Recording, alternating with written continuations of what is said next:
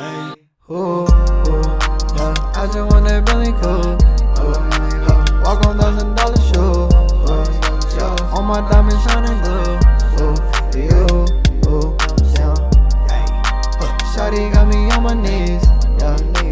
Why she always gotta Hey guys, welcome back to my YouTube channel. If you don't know me, my name is Kianna Mercado, aka Kiid Oddity, and today I'm going to be getting straight into the tutorial. So today I'm going to be doing 3rd degree burns all across my face, and then I'm going to be going through drive-thrus and getting people's reactions. Okay, so let's get started on the tutorial. First things first, no makeup. Okay, so first I'm putting a headband on because this process can get pretty sticky. So here are the products I am going to be using today. I'll be sure to leave it where I got them and their names in the description. First thing you are going to want to prepare is a mug of hot water. I just warmed it up in the microwave for 2 minutes. After you do that, go ahead and place your container of gelatin in the water. Leave it in there for about 5 minutes, then go ahead and take it out and test a little bit on the back of your hand first to make sure it's warm enough to use on your face. You definitely don't want to create real 3rd degree burns. Once you do that, if it has a thick syrupy texture, you're good to go. Now go ahead and just start slapping it on where you want it. Make sure to leave at least 1/4 of an inch of the gelatin away from your hair so when you use the latex later your hair won't rip out. So once I slather it on, I like to kind of make S motions to create texture. You can play with it and see what textures you can create yourself. Gelatin has a pretty good working time. You have about 5 minutes before it comes too sticky to move.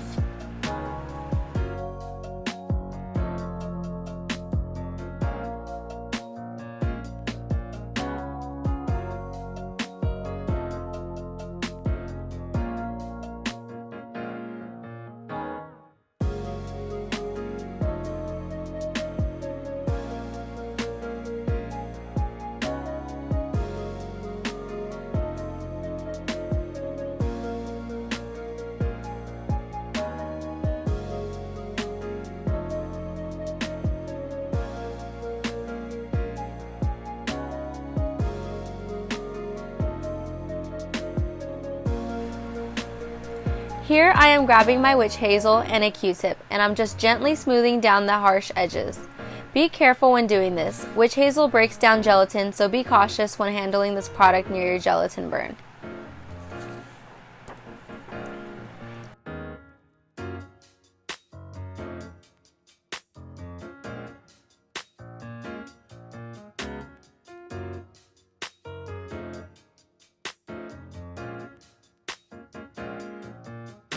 Now I am going to be using a paintbrush with some sealer to seal down the texture so I can start painting. I personally like to use paintbrushes so I don't ruin good makeup brushes. Plus they are cheap and work great.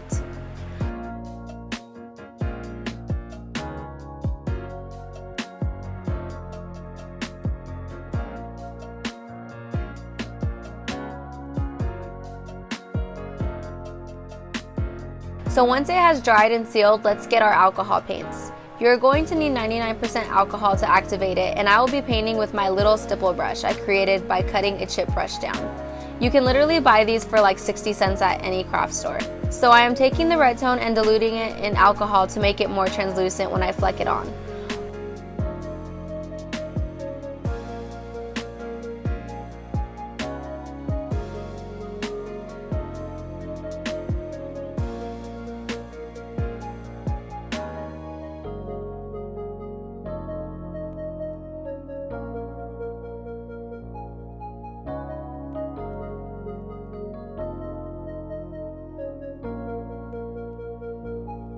Once I get a good flesh burn tone, I'm going to grab a little pointed brush and paint the same color into the little crevices to create depth.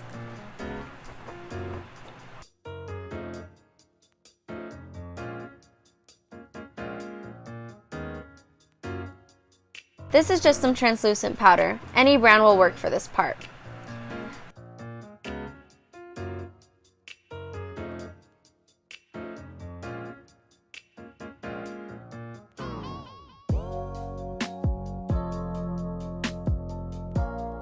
So if you want to stop here, this is totally a cool look too if you just want some cool burn scarring or a Deadpool look.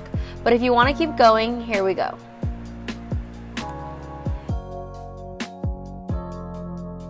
Next, you're going to need some castor oil and another Q-tip. Make sure not to get this on the edge of the burns. You only want to place this around the center of all the burns. You will see later why this step is important.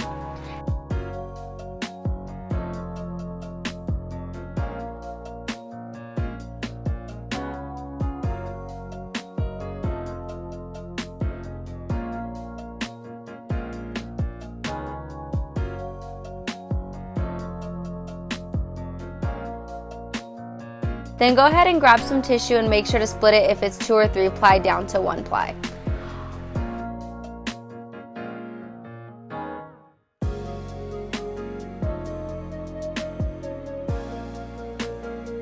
Then crumble it up into a ball. This is going to create texture once you unravel it.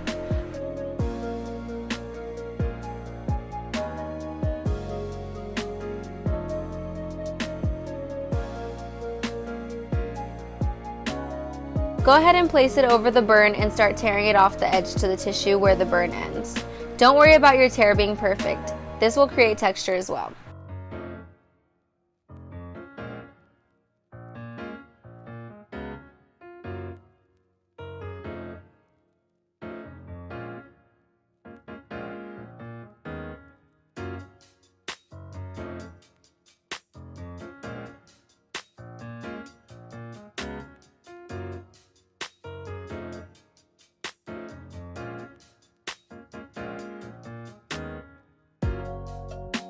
Now I'm going to apply liquid latex around the entire wound. After your first layer dries, go ahead and add a second layer of latex.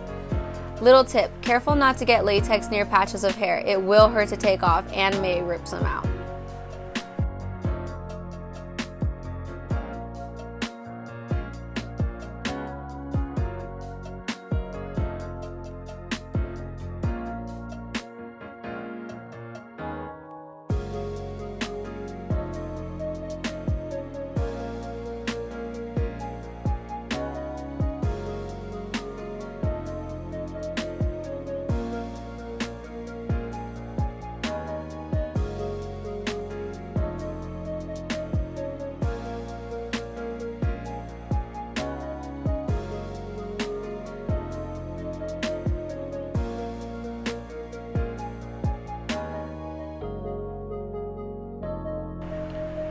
Now that it has completely dried, here's where the castor oil plays an important part.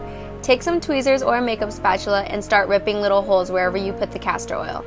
You can put as many as you like, go ahead and just get creative.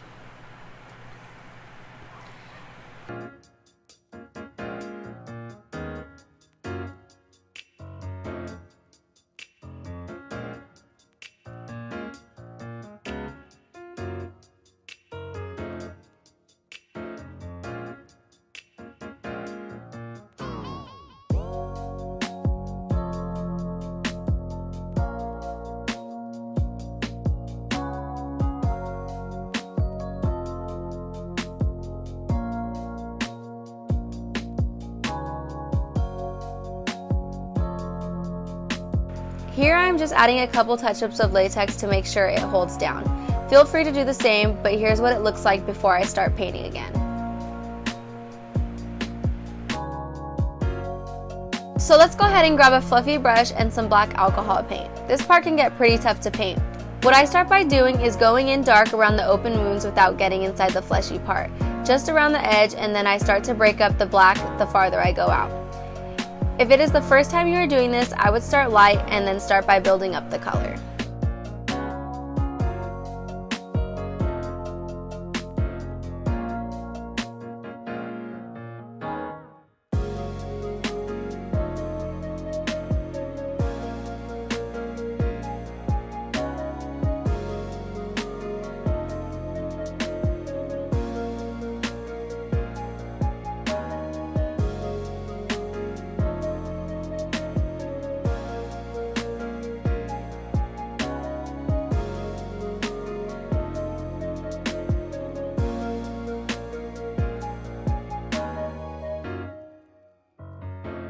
Then go in with some yellow to add a fleshy pus color.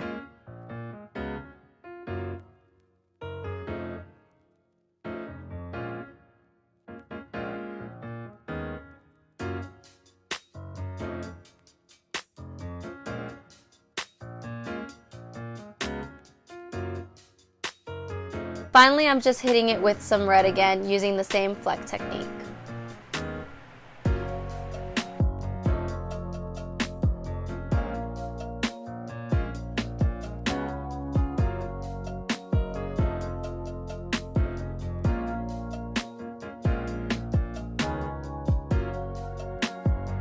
Okay guys, so here's the final look. I hope you guys enjoyed it. Originally I was planning on making this a prank as well, but I realized I wouldn't get funny reactions out of this. But don't worry, next week I have a good prank plan for you guys. I hope you guys stay tuned.